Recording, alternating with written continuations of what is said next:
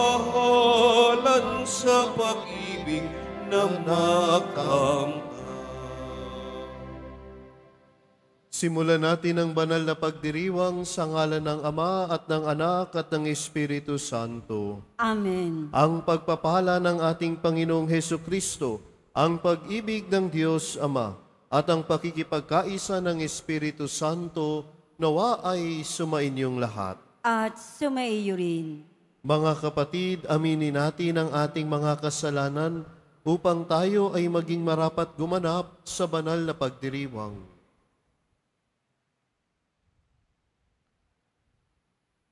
Inaamin ko sa makapangyarihang Diyos At sa inyo, mga kapatid, na lubha akong nagkasala sa isip, sa salita, sa gawa at sa aking pagkukulang. Kaya'y sinasamo ko sa mahal na Birheng Maria, sa lahat ng mga anghel at mga banal, at sa inyo, mga kapatid, na ako'y panalangin sa Panginoong ating Diyos. Kaawaan tayo ng makapangyarihang Diyos, patawarin tayo sa ating mga kasalanan at patnubayan tayo sa buhay na walang hanggan. Amen. Panginoon, kaawaan mo kami. Panginoon, kaawaan mo kami. Kristo, kaawaan mo kami. Kristo, kaawaan mo kami. Panginoon, kaawaan mo kami. Panginoon, kaawaan mo kami. Manalangin tayo. Ama naming makapangyarihan, ipakita mo ang iyong paglingap sa iyong pag-antig sa aming kalooban, upang ang pamumunga ng gawain mo sa amin ay aming mapakinabangan at ang mapagpagaling mong katapatan ay aming mapangatawanan sa pamamagitan ni Hesukristo kasama ng Espiritu Santo magpasawalang hanggan. Amen. Magsipo muna po ang lahat. Pagbasa mula sa aklat ng pahayag. Akong si Juan ay nakakita ng isang anghel na bumababa mula sa langit na may malaking kapangyarihan. Nagliwanag ang buong daigdig dahil sa kanyang kaningningan. Ubos lakas siyang sumigaw. Bumagsak na siya. Bumaksak na ang tanyag na Babylonia. Tahanan na lamang siya ngayon ng mga demonyo, bilangguan ng masasamang espiritu, at pugad ng marumi at kasuklam-suklam na mga ibon. Isang makapangyarihang anghel ang kumuha ng isang batong animoy malaking gilingan. Ubos lakas niyang inihagis iyon sa dagat. Sabay wika, ganito ibabagsak ang tanyag na lungsod ng Babylonia at hindi na siya makikitang muli. Hindi na maririnig sa iyo ang tinig ng mga aawit at ang himig na likha na mga manunugtog ng alpa, plauta at trompeta. Hindi na makikitang muli sa iyo ang mga dalubhasa sa anumang uri ng gawain, at hindi na maririnig ang ingay ng mga gilingan. Hindi ka na muling matatanglawan ng kahit isang ilawan. Hindi na maririnig ang masasayang tinig ng ikinakasal, sapagkat naging makapangyarihan sa buong daigdig ang iyong mga ngalakal. Dinaya mo ang lahat ng bansa sa pamamagitan ng pangkukulam. Pagkatapos nito, narinig ko ang wari pinag-isang tinig ng maraming tao sa langit at umawit ng ganito. Purihin ang Panginoon, ang pagliligtas, ang karangalan, at ang kapangyarihan ay tanging sa Diyos. Matuwid at tama ang kanyang hatol. Hinatulan niya ang reyna ng kahalayan na nagpapasama sa lupa. Pinarusahan siya ng Diyos dahil sa pagpatay sa lingkod ng Panginoon. Muli silang umawit. Purihin ang Panginoon. At sinabi sa akin ng anghel, isulat mo ito, mapalad ang inanyayahan sa piging sa kasal ng kordero. Ang salita ng Diyos. Salamat sa Diyos. Mapalad ang anyayahan ng korderong ikakasal. Mapalad ang anyayahan ng korderong ikakasal. Umawit sa kagalakan ang lahat ng mga bansa. Panginooy papurihan, paglingkuran siyang kusa. Lumapit sa harap niya at umawit na may tuwa. Mapalad ang anyayahan ng korderong ikakasal. Ang Panginooy ating Diyos, ito'y dapat na malaman. Tayo'y kanyang lahat, tayong lahat na nilalang. Lahat tayo'y bayan niya, kabilang sa kanyang kawan. Mapalad ang anyayahan ng korderong ikakasal. Pumasok sa kanyang templo na ang puso'y nagdiriwang. Umaawit nagpupuri sa loob ng dakong banal. Purihin ang ngalan niya at siya'y pasalamatan. Mapalad ang anyayahan ng korderong ikakasal. Mabuti ang Panginoon, pag-ibig niya'y walang hanggan. Siya'y Diyos na mabutit, laging tapat kailanman. Mapalad ang anyayahan ng korderong ikakasal. Magsitayo po ang lahat.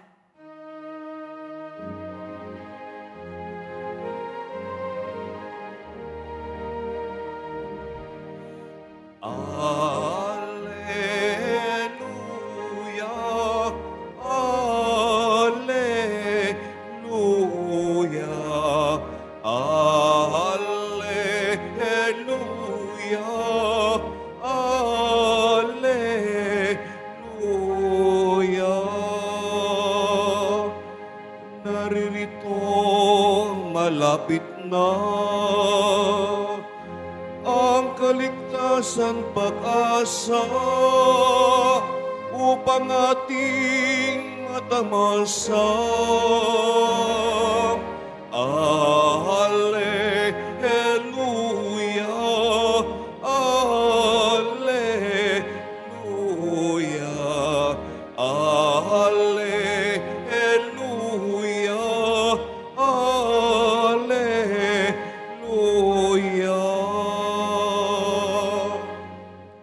Sumainyo ang Panginoon. At sumaiyo rin. Ang mabuting balita ng Panginoon ayon kay San Lucas. Papuri sa iyo, Panginoon. Noong panahong iyon, sinabi ni Jesus sa kanyang mga alagad, kapag nakita ninyong kubkub na ng mga hukbo ang Jerusalem, talasasin ninyong malapit na ang pagkawasak nito. Dapat tumakas sa kabundukan ang mga nasa Judea at umalis ang lungsod ang mga naroon. Huwag nang pumasok doon ang mga nasa kabukiran, sapagkat ito ang mga araw ng pagpaparusa.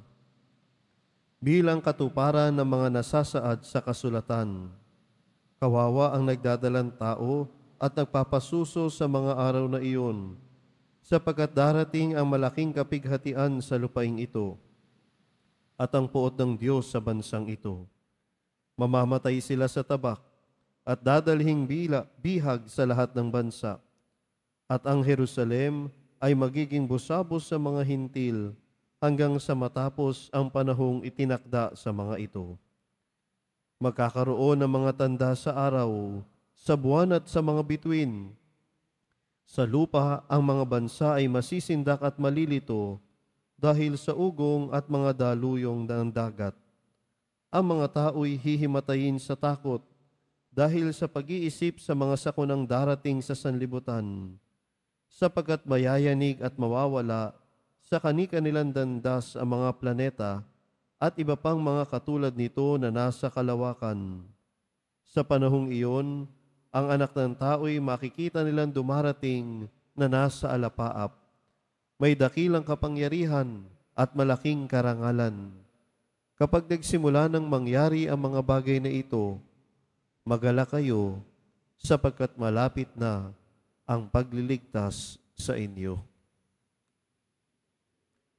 Ang mabuting balita ng Panginoon. Pinupuri ka namin, Panginoong Heso Kristo.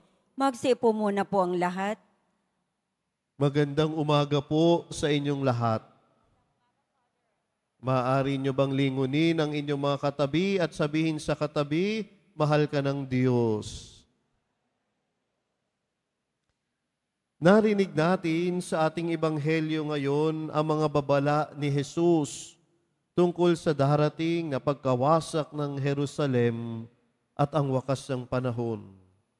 Sa kanyang mga salita, makikita natin ang paanyaya ni Jesus sa bawat isa na maging handa, mapagbantay, at magkaroon ng matibay na pananampalataya sa gitna ng mga pagsubok, sa gitna ng mga kaguluhan. Sa simula ng Ebanghelyo, binanggit ni Jesus ang pagkawasak ng Jerusalem, isang pangyayari na may kahalagahang historikal at espiritual. Sapagkat para sa mga Hudyo, ang Jerusalem ay sentro ng kanilang pananampalataya. Ngunit sinabi ni Jesus na ito'y darating sa puntong mawawasak. Mga kapatid, ito ay paalala na ang mga material na bagay, kahit gaano pa ito kahalaga, ay hindi permanente. Ang mga bagay na akala natin ay matatag, tulad ng kayamanan, kapangyarihan o kasikatan, ay maaaring maglaho sa isang iglap. Kaya't ang tanong, ano ang inuuna natin sa ating buhay? Ang mga bagay na makalupa o ang Diyos na walang hanggan? Ano nga ba ang mahalaga? Kung titingnan natin, ang mahalaga ay ang ating ugnayan sa Diyos na hindi nasisira ng anumang sakuna o krisis. Kaya nga mahalaga na pagtibayin natin ang ating ugnayan sa Diyos. Ang mahalaga na ito ay ating pagtibayin upang anumang unos ang kaharapin sa buhay, hindi ito basta manlulumo. Kaya nga nadinig din natin na sinabi ni Jesus, ang mga tao ay hihimatayin sa takot dahil sa mga bagay na darating. Ngunit para sa atin, bilang mga Kristiyano, ang mga pagsubok ay hindi dapat maging sanhi ng takot, kundi pagkakataon upang mas lalong magtiwala sa Diyos. Sa gitna ng gulo, ng mga kalamidad, ng mga hirap sa buhay, madali tayong matakot, madali tayong mawalan ng pag-asa. Ngunit sinasabi sa atin ni Jesus na tumingala, hindi lamang sa langit, kundi sa Diyos na nagbibigay ng ating lakas. Ang pananampalataya, ang ating pananampalataya sa mahal na pong Jesus Nazareno ay nagbibigay ng panibagong pananaw na sa halip na malugmok sa takot, tayo'y magpakatatag sapagkat ang Diyos ay tapat sa kanyang pangako ng kaligtasan. Ang mga pagsubok sa buhay natin ay dapat mas magpatibay ng ating pananampalataya sa Diyos. Sapagkat kung matibay ang ating pananampalataya, haharapin natin ang lahat ng may lakas ng loob. Mahaharap natin ang mga unos ng buhay ng may buong pagtitiwala sa Diyos. Na sa gitna ng kaguluhan, inaanyayahan tayo ni Jesus na tumingala at magpakatatag sapagkat darating ang ating kaligtasan. Ang pananampalataya ay nagbibigay sa atin ng pag-asa sa harap ng walang katiyakan. Kahit sa gitna ng mga hamon, ang ating pananampalataya ay dapat makita sa ating gawain. Sapagkat sa ganitong paraan, ipinapakita natin na tayo ay mga taong umaasa at nagtitiwala sa Diyos. Ang mga tanda na binanggit ni Jesus ay hindi dapat magdala sa atin ng pagiging balisa o katamaran. Sa halip, ito ay paanyaya na magsuri ng ating sarili. Tanungin natin ang ating sarili, kamusta ba ang ating buhay pananampalataya? Tayo ba'y nakatuon sa kalooban ng Diyos o nalulunod na sa mga makamundong mga bagay? Ang pagiging mapagbantay ay hindi lamang tungkol sa paghihintay. Ito'y may kasamang pagkilos, paggawa ng mabuti, paglilingkod, pagmamahal, pagpapatawad, at pagpapalaganap ng pag-ibig ng Diyos sa kapwa. Tandaan natin, ang lahat ay lilipas. Magwawakas ang mga bagay. Hindi permanente ang buhay. Ngunit, ang pag-ibig at awa ng Diyos ay mananatili ngayon at kailanman. Mga kapatid, ang ebanghelyo natin ngayong araw ay nag-aanyaya sa atin na suriin ang ating puso. Handa ba tayo kung dumating ang Panginoon ngayon o abala tayo sa mga bagay na makalupa? Huwag tayong matakot sa mga tanda ng panahon. Sa halip, ituring natin ito bilang paanyaya upang higit na magtiwala sa Diyos. Tandaan, ang wakas ng panahon ay simula ng bagong buhay sa piling ng Diyos para sa mga nananatiling tapat sa Kanya. Mahal na pong Jesus Nazareno, turuan mo kaming maging mapagbantay sa gitna ng mga pagsubok ng buhay. Bigyan mo kami ng lakas ng loob at pananampalataya na hindi matitinag upang sa aming pagtawid sa mga hamon ng mundo, lagi naming maranasan ang iyong awa at pag-ibig. Nang sa lahat ng bagay, ang Diyos ay papurihan. Amen. Magsitayo po ang lahat.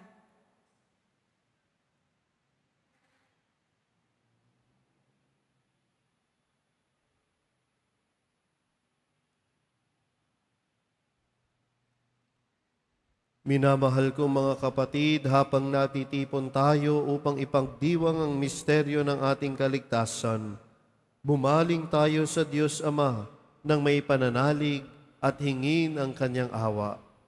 Tapat na Panginoon, basbasan mo kami. Tapat na Panginoon, basbasan mo kami. Ang bayan ng Diyos, naway maakit sa pananalangin at pagsisisi habang umaasa sila sa pagdating ng kaharian ng Diyos. Manalangin tayo. Tapat na Panginoon, basbasan mo kami. Ang mga namumuno sa ating lipunan, naway makita ang kamay ng Diyos na gumagalaw sa mga pangyayari na ating buhay. Manalangin tayo. Tapat na Panginoon, basbasan mo kami. Tayo naway tumingin sa kinabukasan na may pag-asa at lakas ng loob. Manalangin tayo. Tapat na Panginoon, basbasan mo kami. Ang mga may sakit, naway mamuhay sa kasiguruhan at pag-asa sa pamamagitan ng mga panalangin at pag-aalay ng kanilang mga kapamilya at kaibigan. Manalangin tayo. Tapat na Panginoon, basbasan mo kami. Sa mga namayapa na, ipagkaloob nawa ng anak ng tao ang kaligtasan. Manalangin tayo. Tapat na Panginoon, basbasan mo kami. Ama naming nasa langit, pakinggan mo ang mga panalangin ng iyong bayan at tulungan mo kaming yakapin ang hamon ng krus sa araw-araw. Inihiling namin ito sa pamamagitan ni Kristong aming Panginoon. Amen. Magsipo muna po ang lahat.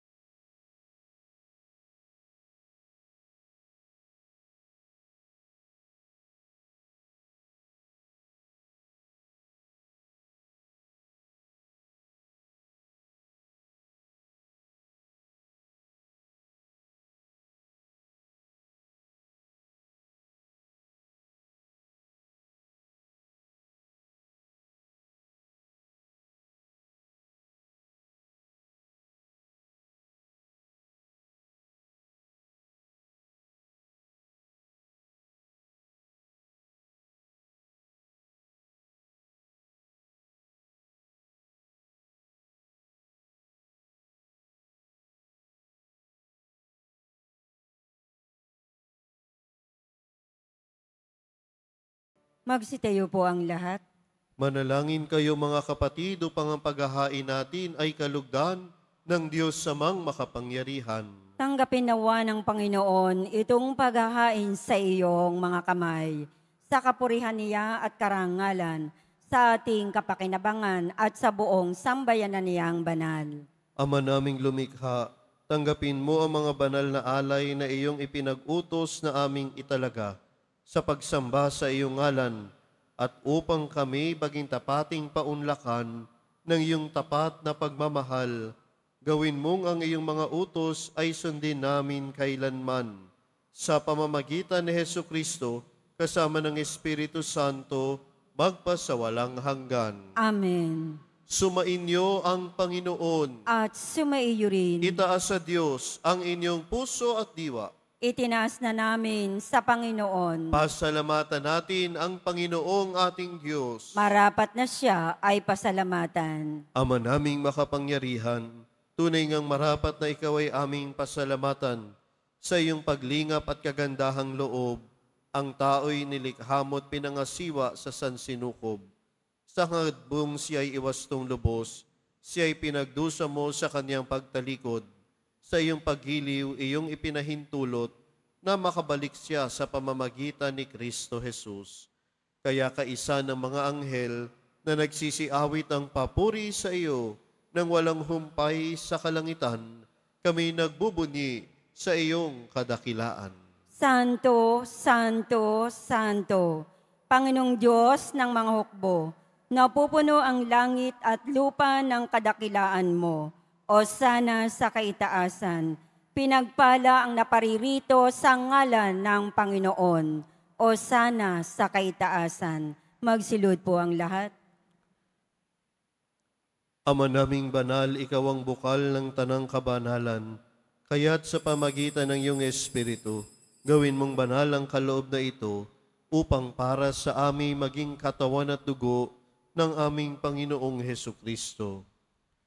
Bago niya pinagtiis ang kusang loob na maging handog, hinawakan niya ang tinapay, pinasalamatan kanya, pinaghati-hati niya iyon, iniabot sa kanyang mga alagad at sinabi, "Tanggapin ninyong lahat ito at kanin. Ito ang aking katawan na ihahandog para sa inyo."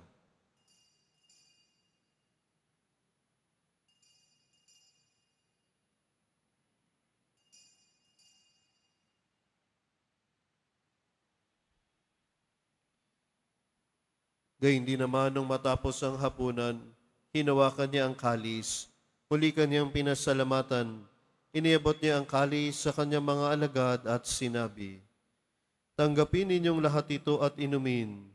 Ito ang kalis ng aking dugo, ng bago at walang hanggang tipan. Ang aking dugo na ibubuhos para sa inyo at para sa lahat, sa ikapagpapatawad ng mga kasalanan. Gawin ninyo ito sa pag-alala sa akin."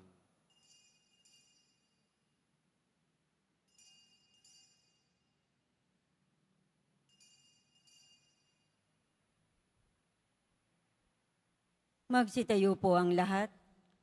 Ipagbunyi natin ang misteryo ng pananampalataya. Si Kristo'y namatay, si Kristo'y nabuhay, si Kristo'y babalik sa wakas ng panahon. Ama, ginagawa namin ngayon ang pag-alala sa pagkamatay at muling pagkabuhay ng iyong anak, kaya't iniaalay namin sa iyo ang tinapay na nagbibigay buhay at ang kalis na nagkakaloob ng kaligtasan. Kami nagpapasalamat dahil kami iyong minarapat at tumayo sa harap mo para maglingkod sa iyo. Isinasamo namin kami magsalo-salo sa katawan at dugo ni Kristo ay mabuklod sa pagkakaisa sa pamamagitan ng Espiritu Santo. Ama, lingapin mo ang iyong simbahang laganap sa buong daigdig.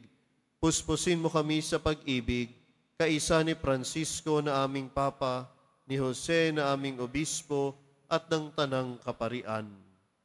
Alalahanin mo rin ang mga kapatid naming nahimlay na may pag-asang sila'y muling mabubuhay, gayon din ang lahat ng mga pumanaw. Kaawaan mo sila at patuloyin sa iyong kaliwanagan.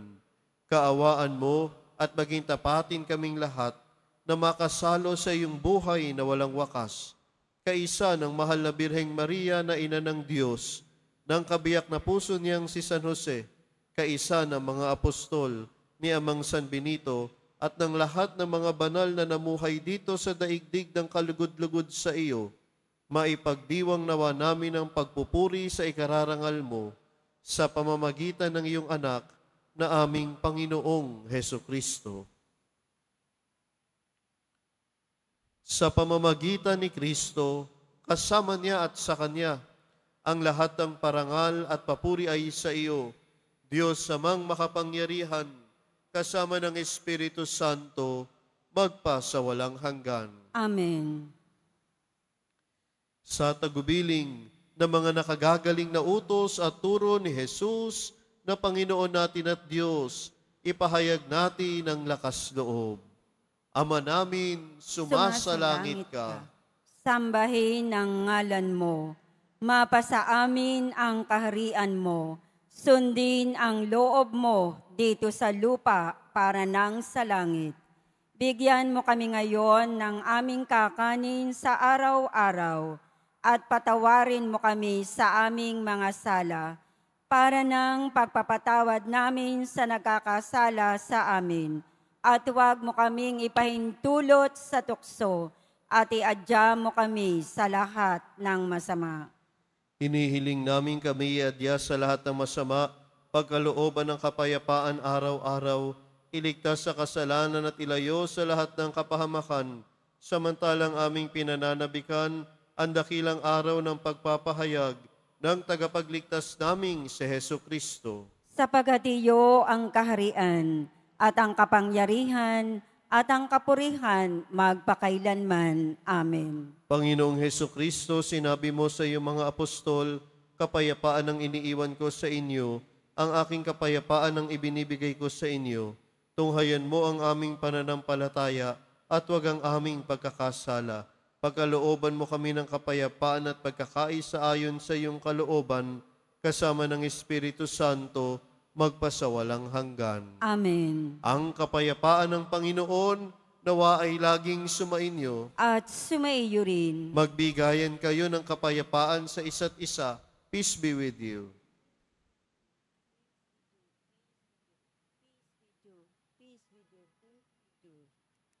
Kordero ng Diyos na nag-aalis ng mga kasalanan ng sanlibutan, maawa ka sa amin. Kordero ng Diyos na nag-aalis ng mga kasalanan ng sanlibutan, maawa ka sa amin. Kordero ng Diyos na nag-aalis ng mga kasalanan ng sanlibutan, ipagkaloob mo sa amin ang kapayapaan. Magsilud po ang lahat. Ito ang kordero ng Diyos. Ito ang nag-aalis ang kasalanan ng sanlibutan. Mapalad ang mga inaanyayahan sa kanyang piging. Panginoon, hindi ako karapat-dapat na magpatuloy sa iyo, ngunit sa isang salita mo lamang ay gagaling na ako. Pagsangilang nawa ko ng katawan tugon ni Kristo hanggang sa buhay ng walang hanggan.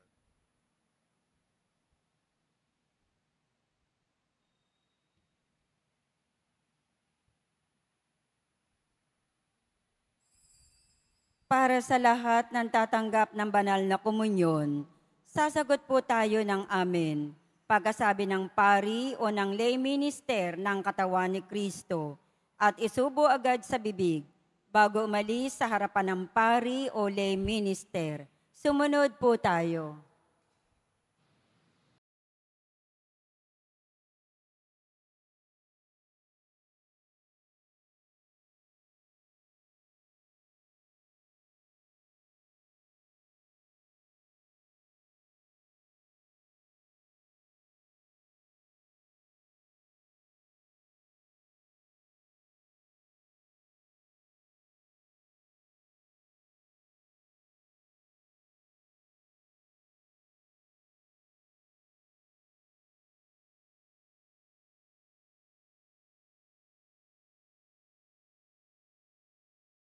Manalangin tayo.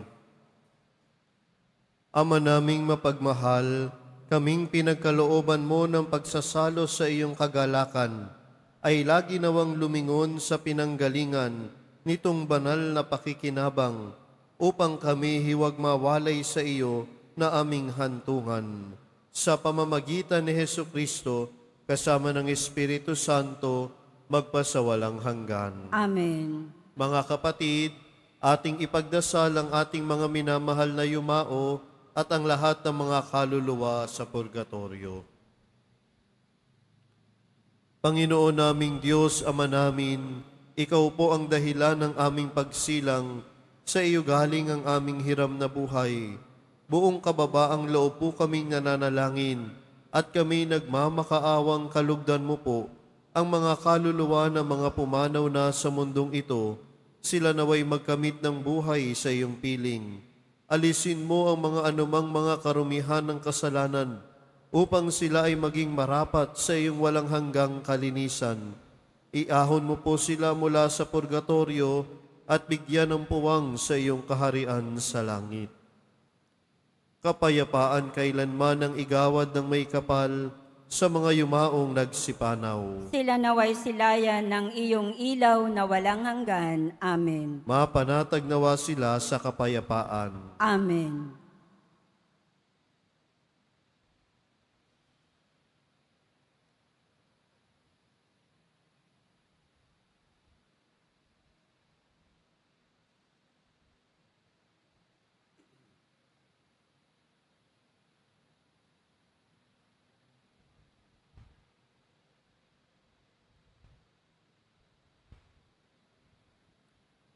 Sumainyo ang Panginoon. At sumaiyo rin. Mahal na poong Jesus Nazareno, inihayag mo sa pamamagitan ng krus ang walang maliw na pag-ibig ng Diyos sa sangkatauhan.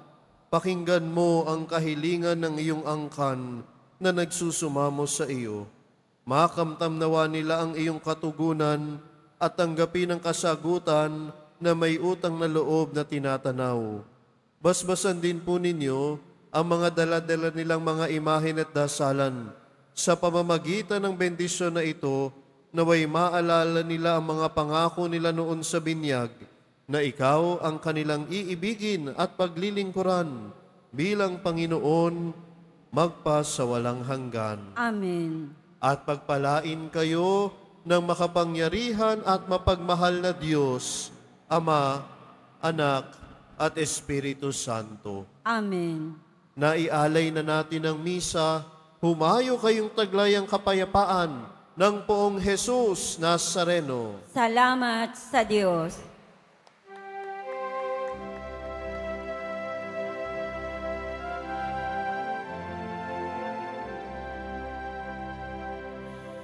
Nuestro Padre Jesus Nazareno, sinasamba ka namin. Pinipinto ka namin. Aral mo ang aming buhay at kaligtasan. Nuestro Padre Jesus Nazareno, iligtas mo kami sa kasalanan. Ang krus mong kinamatayan ay sagisag ng aming kaligtasan.